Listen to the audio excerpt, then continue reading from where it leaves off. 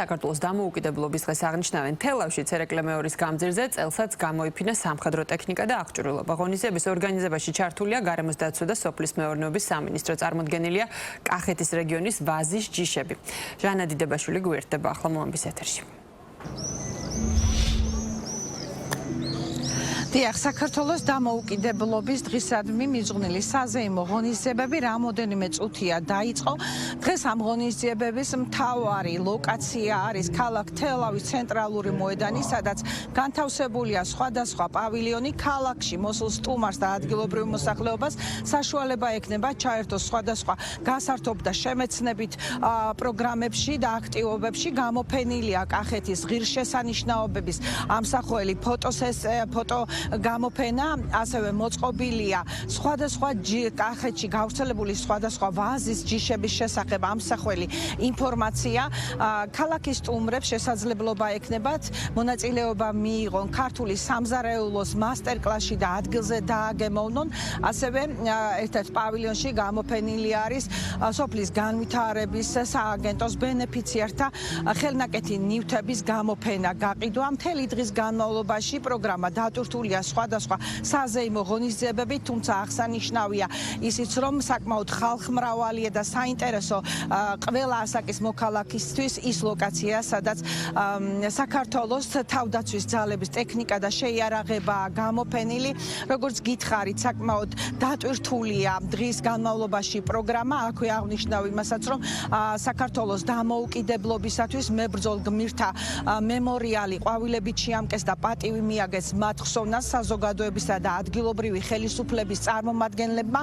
საზეიმო დღეს დაასრულებს სპეციალურად ამ მოედანზე აგებულ სცენაზე ადგილობრივი და თბილისიდან მოწვეულ მუსიკოს შემსრულებელთა მიერ გამართული კონცერტი. მოგილოცავთ ყველას დამოუკიდებლობის დღეს. დღეს ძალიან მნიშვნელოვანი დღე არის ყველა სამხედროსთვის და სამოქალაქისთვის. დღეს წარმოდგენილი გვაქვს საბრძოლო ტექნიკა, აღჭურვილობა, შეიარაღება. ყველას მოსახლეობას ვეპატიჟებით მობრძანდნენ დაათვალიერონ. ქალაქ თელავიდან ულოცავ მთელ საქართველოს დამოუკიდებლობის დღეს. აქ დღეს 26 მაისის აღნიშვნის ღონისძიების ფარგლებში სოფლის განვითარების სააგენტო უმასპინძლებს მოქალაქეებს. მთელი დღის განმავლობაში დაგეგმილია მრავალი ღონისძიება.